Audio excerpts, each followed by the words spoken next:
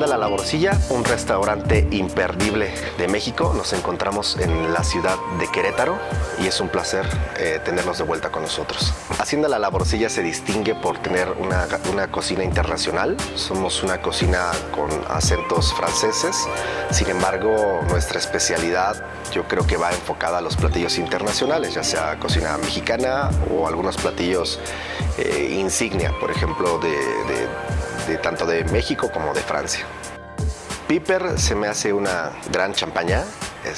La verdad es que la acidez que tiene va muy de la mano con nuestros escamoles, ¿no?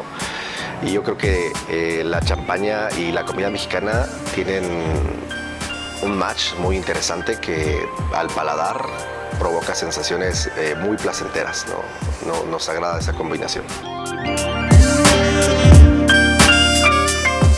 Presentamos el pulpo a las brasas. El match es perfecto, la acidez, te repito, de la champaña es excelente.